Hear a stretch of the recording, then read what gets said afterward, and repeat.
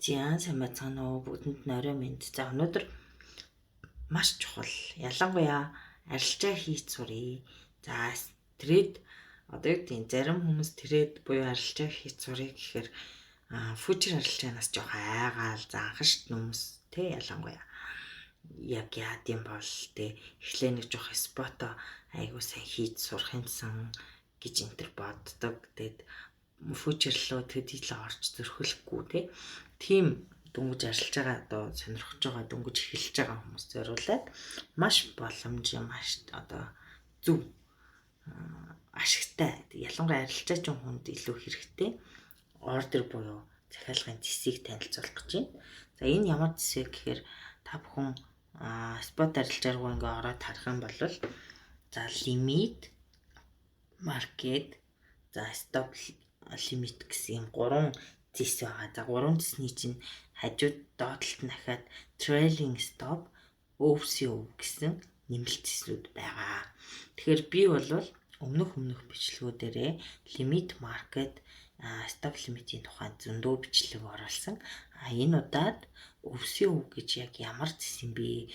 Ер нь OCO-г ашигласнаар ямар одоо давуу болон сул талууд байна вэ? Гэдгийг та бүхэнд одоо маш дэлгэрэнгүй танилцуулахыг зорьж өнөөдөр бичлэг хийж байна. За ингээд OCO-г сонгонгууд яадаг вэ гэхээр цонх маань price, stop, limit, amount гэсэн дөрвөн одоо цонхтой болно.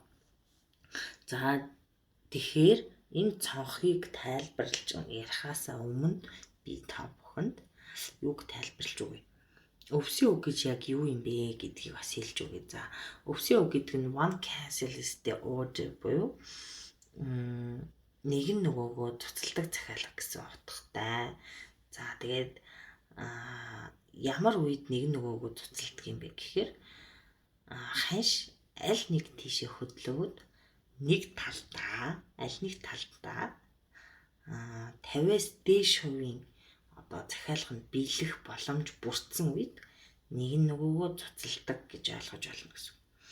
За энэ OCO гэж захиалгыг биднэрт ямар боломж олгодог юм бэ гэхээр за ер нь спот арилжаа хийдэг хүмүүс ихэвчлэн coin худалдаж авсныхаа дараа зарах захиалга өгөхдөө зарахыг хүссэн үн ханшиндаа зарах захиалга эртлээ хамгаалах одоо захиалга гэд хоёр тусдаа захиалга ер нь бол өгдөг тийм ээ.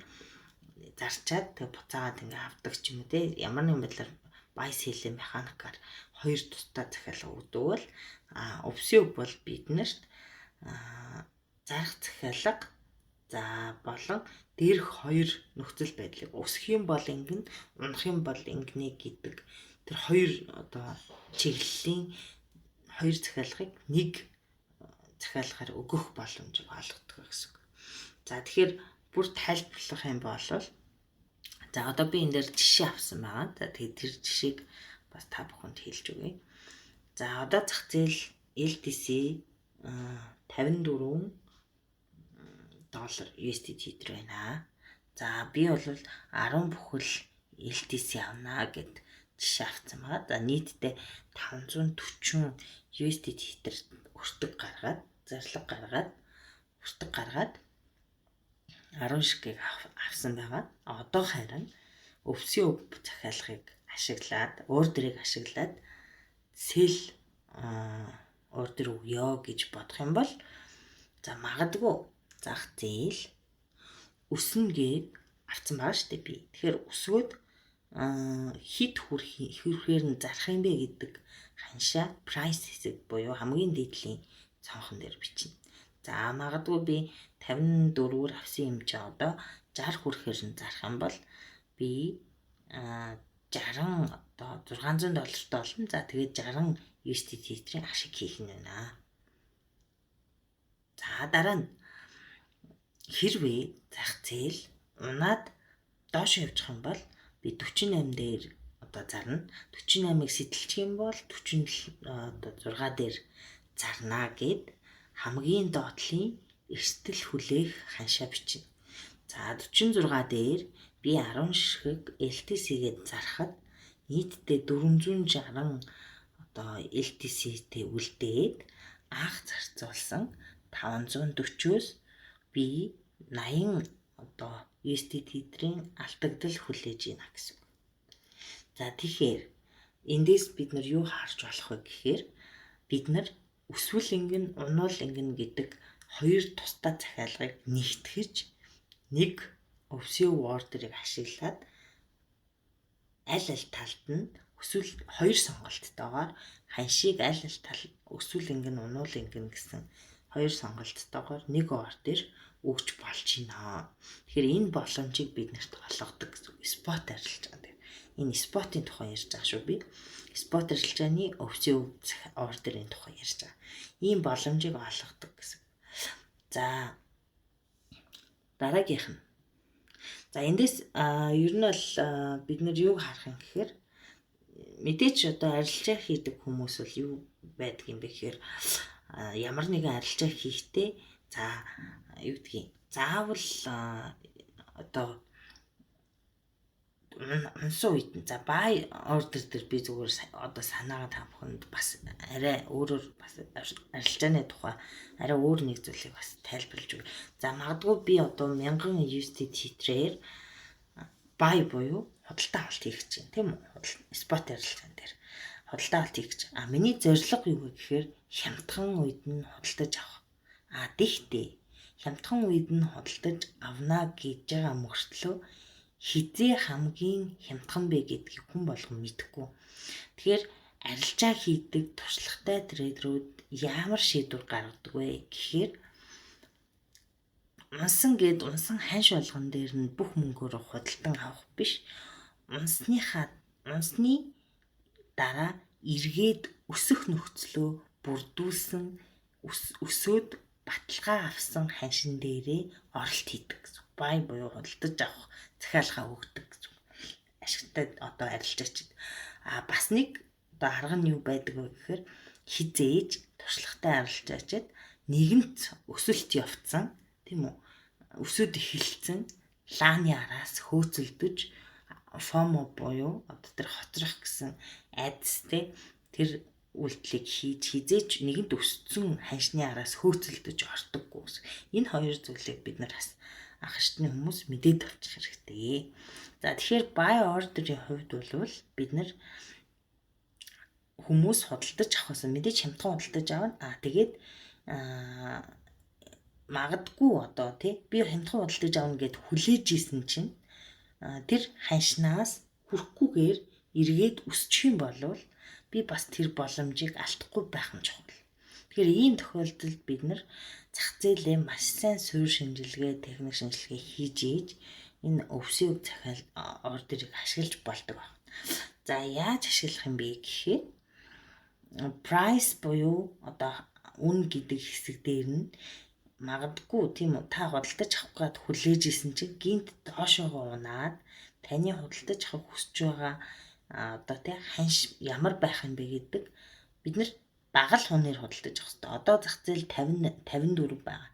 Гэтэл бид нар за жоохон хүлээе 48 дээр худалдаж авъя гэж бодоод бага үнэ одоо сонгосон ингээ анализ хийсэн тэрэндээ итгэлтэй хүлээж байгаа бол price хэсэг дээрээ өөрийнхөө хамгийн одоо доор хэдэн төгрөгийн ханшин дээр худалдаж авахын тэр ханшаа хийн.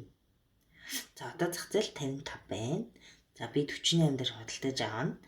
За 48 дээр худалдаж аваад яах юм бэ гэхээр хэрвээ магадгүй зах зээл 48 хүрэхгүйгээр дээшээгээ өсчих юм бол өсөөд таны дүн шинжилгээ хийсэн спортын цэгийг сэтлээд дэшээ гарчих юм бол би 60 дээр худалдаж авна. За 60-ыг сэтэлчих юм бол 61 дээр худалдаж авна гэсэн ийм ханшаа энэ лимит стоп 2 дээр хийж өгдөг байна.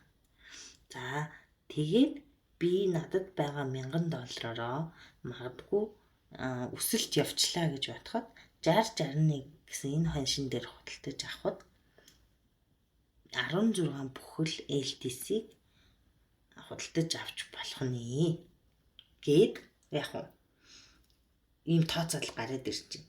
За эндээс бид нэр юу харах юм бэ гэхээр магадгүй 48-аар худалдаж авах юм бол мэдээж арай хямдхан худалдаж авна. Гэтэл 60-61-ээр худалдаж авах юм бол хэд байх вэ гэдэг тооцоол чинь гараад ирж байгаа гэсэн. За ингэж яах вэ? Энэ buy order-ыг өвсөө buy order-ыг бид нар ашигладаг бахны. За тэгэхээр энэ дээр би зүгээр тайлбар оруулсан байгаа танд анзаарч байгаа бол хань шууд өсөөд 60 хүрсэн тохиолдолд за ийм бүхлийг би худалдаж авах нь 1666 за би 61-ээр авахна гэх юм бол 1639 дээр худалдаж авах нэ. Тэ 1639 бүхэл coin худалдаж авсан байх нь гэсэн. Тэгэхээр нэгсэндээ би юг та нарт ойлгуулах гээд байгаа юм бэ гэхээр яг одоо байгаа энэ 54 55 гэдэг ханшин дээр би худалдаж авахгүйгээр нэг бол маш хямд үнээр эсвэл одоогийн үнийн индексийг хувьд өсөх баталгаатай ханшинд ирэхэд нь худалдаж авах хоёр захиалгыг нэг захиалгаар өгөхийг өвсөө buy захиалга гэж ойлгож болно гэсэн. За тэгээд та бүхэн өөрсдийнхөө одоо аккаунтн дээр миний энэ тайлбарлаж байгаа хичээлийг туршаад өөрсдийнхөө сонирхдаг, өөрсдийнхөө одоо судалдаг хослол дээрээ тооцоо хийгээд үзээрэй. За мэдээж энэ төрслийг тайлбарлсан гадаад те маш олон бичлэг байгаа. Та бүхэн улам лавшруулад ингээд сураад мэдээд за энийг бас хэрэгжүүлээрээ ялангуяа спот арилжаа хийдэг хүмүүст бол энэ маш хэрэгтэй зис байгаа. Үсэх юм бол ингэн, унах юм бол ингэн аль тал руугаа танд боломжийг олгодог ийм зис байгаа юм шүү. Тэгээд бүгдэнд нь амжилт хүсье. Бид нар алхамаар урагшилсаар байх болно. За миний бичлэгийг одоо дагдаг, намайг дэмждэг, лайк дардаг, тэ subscribe дардаг хүмүүст бүгдэнд нь баярлалаа. Хэрвээ та анх удаа миний группт орж ирээд үзэж байгаа бол намайг дэмжиж subscribe дараарай. Бүгдээрээ хамтдаа цаашаага хөгцөөр байх болно. Амжилт хүсье.